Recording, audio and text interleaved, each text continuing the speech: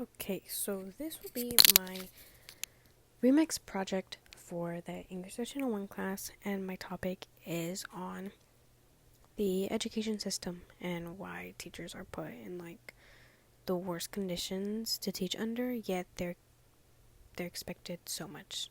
So I'm gonna start this off with my examples that I have pretty much from high school, because I feel bad for the teachers in high school.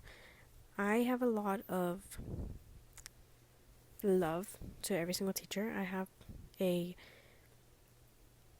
relationship with every teacher that I have, because I just have so much respect for them, because I know that teachers go through like a lot. So I want them to have one less student to worry about. And so uh, I'm going to be talking about my experience in high school. Now, I went to IDEA Riverview. In IDEA Riverview, there was a lot of favoritism, I guess you can say. If you weren't one of the popular people, pretty much you were non existent, I guess you can say. And actually, in the class, like this English class, there is someone else that went to Riverview. She might have different opinions than me, but this is just solely based off what I went through and my experience. Now, I was only there for high school. Some were there since 6th grade. So, they could have way more experiences than me. But one experience was my pre-calculus teacher, Miss Montelongo. She was the absolute sweetest. She was the best teacher. Now, she wasn't the best teacher, I would say, in the subject. She would just go off like the notes pretty much and just like copy them down to us. That was the way that she taught, but her personality was amazing. She was the best. She had the best personality. I was always with her, literally. Like, I technically became like her teacher assistant, because, well, number one, I want to be a teacher. I want to be a pre-K teacher. I love kids, and so what better experience to get than helping out my teachers? And so I would run and get her copies. I would staple her papers. I would stay, because we had this class that was called, oh my god, what was it called? It was called, did I really forget what it was called? Flex. It was flex period, I think. And we did nothing pretty much. We were supposed to like work on college essays and blah blah blah. But it was already the second semester. I already got my acceptances. I was good to go. And so I would, instead of going to flex, I would go to flex, and I would tell the teacher, I would like, hey Tommy, I'm just gonna go to Montelongo. And I would go. And I would be with her for her 5th period before lunch. Help her grading. I would grade every, in the end of class we would do a quiz, and I would grade the quizzes. I would put the grade, I would give the student their grade, and I would put it in the grade book. Like, that is how much I would help her. I would help her for everything. I would help her so much that, like, she would get me breakfast, she would give me Starbucks, she would get me a bunch of stuff, because I was always helping her. Always. And one of the things that I felt so bad for her for is that she was trying to get pregnant. She was trying to have a baby. And in the time that she got pregnant, she unfortunately had a miscarriage. And now, she didn't go on telling everybody, oh my god, kids, like, I got a miscarriage, blah blah blah. Like, no, she kept that private. How the 11th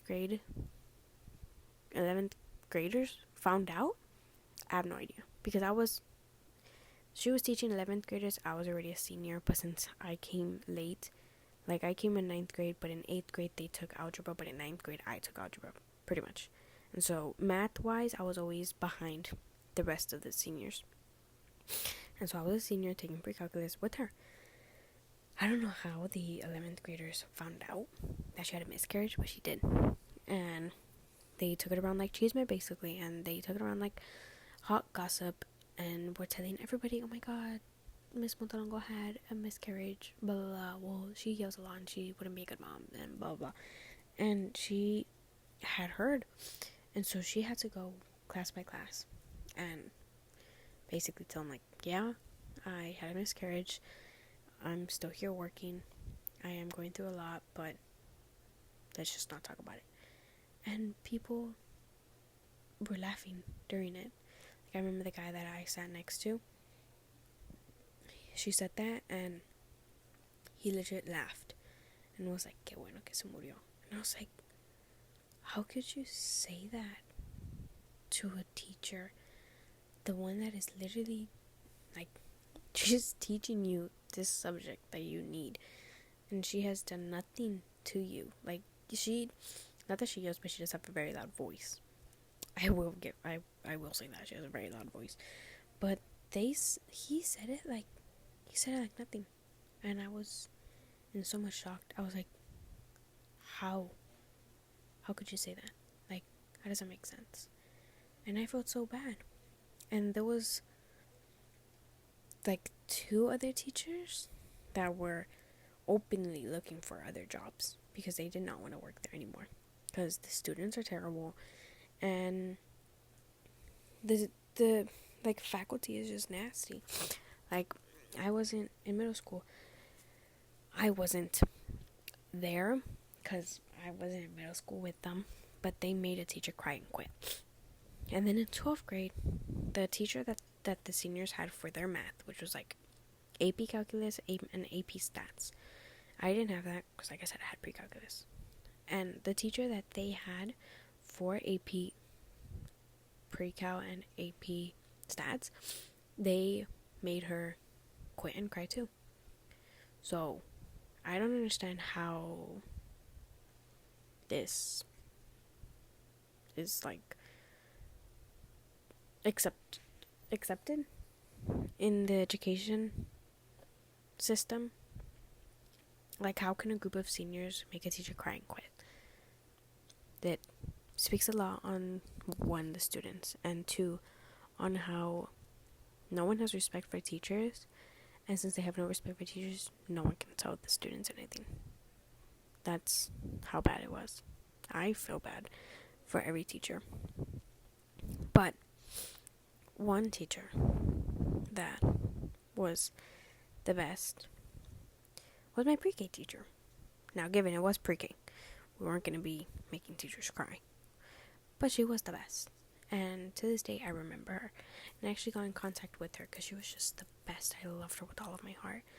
And I got in contact with her again, and she was telling me how the, like, teachers that she worked with, like her coworkers, were, like, super cranky. They would be super mean. They were working with kids, yet they were complaining that they hated kids and blah, blah, blah. And it's like, how can you be a kinder teacher and hate kids? Tell me how that makes sense. And my tia too, she's also a kindergarten teacher, and I always hear her too. She's saying about how the kids are just bad and they don't listen. They always want to be, like, on electronics, and you tell the parents, and the parents don't care, and they're like, well, like, that's my kid, what do you want me to do about it? Like, it's just overall just, like, the students need to be more respectful when it comes to the teachers, because teachers go through so much for such little pay, and that's why they don't have respect. That's why I feel like that's why students don't have respect for the teachers, because they're like, you're just a stupid teacher that, like, you don't even get paid well. Like, what are you complaining about? Like, shut up and just continue. You know what I mean? So I think that has to do with it. I think it's because of that. It's just all one big messed up thing. Like, it shocks me. It really does. I just don't understand. Because, like I said, I've always been the type of person that has a relationship with the teacher and has beyond respect for them. So it shocks me whenever I see that some people don't, or when I see some people talk so mean about a teacher that is, like, the absolute sweetheart. Like, how, I don't know, it baffles me. It really does. It gets me so stressed, because I just feel so sad for the poor teachers that are just doing their job. So hopefully I can enlighten some people with this, and